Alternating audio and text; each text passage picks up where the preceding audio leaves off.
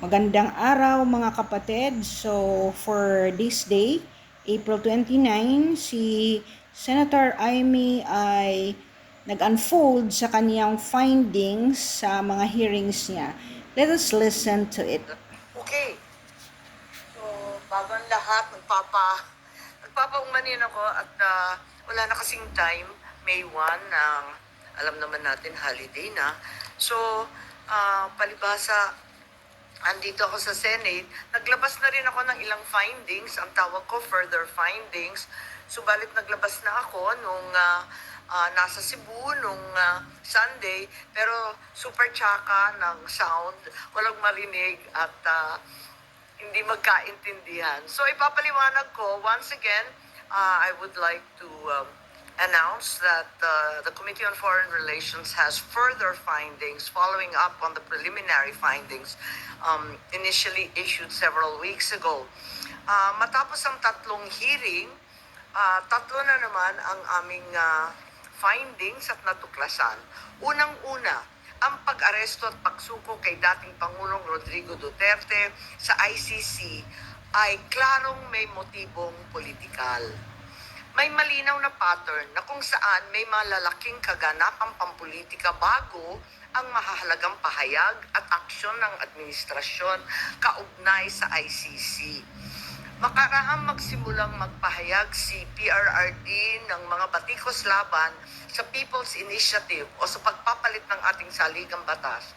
Sumagot ang ating Pangulo na ang Pilipinas ay isang open country at kikilos lamang ang gobyerno kung may illegal na gagawin ng ICC. Ngunit matapos tumalo si dating Pangulo sa pagdinig ng Quadcom noong 11 November 2024, sumagot ang ating Executive Secretary na maaring makipagtulungan ang mga lokal na otoridad sa Interpol kung hihingi ng tulong ang ICC. Biglang nagbago ang tunog ng gobyerno. Matapos kumambyo ang ilang pro-administration congressmen tungkol sa impeachment labang kay VP Sara dahil sa napakalaking peace rally ng INC noong Enero 13, bumalikwas ang administrasyon sa pamagitan ng pagkatha ng Oplan Tugis or Operation Pursuit sa Ingles na rineport ng New York Times kasunod ng pahayag ng kalihim ng katarungan na bukas ang administrasyon makipag-usap na sa ICC tungkol sa ilang pamamaraan ng kooperasyon.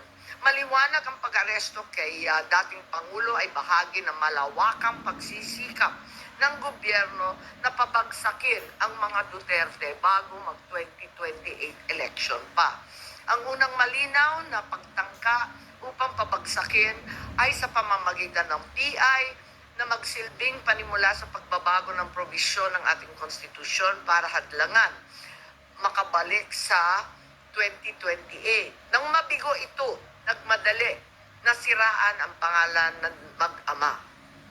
Noong Mayo 2024, sinimulan na ng Kongreso sa Committee ng Human Rights ang pagsisiyasa tungkol sa EJK, pinalawak noong Agosto 2024 at doon na nagmula ang pagbuo ng Quadcom. Dumating sa bansa ang mga kinatawan ng ICC noong October 2024. At sa tulong ng gobyerno, nakalap nila ang mga dokumentong kailangan para makakuha ng warrant of arrest. Samantalang nagsagawa ng sarili nitong investigasyon, ang DOJ naman hinggil sa EJK noong ika-4 ng Nobyembro sa pamamagitan ng kanilang Memo 778. Dahil nananatili pa ring banta si VP Sara kahit wala na ang tatay niya, nagsagawa naman ang Kamara ng investigasyon sa confidential funds ng OVP at sa huli, na-impeach si VP.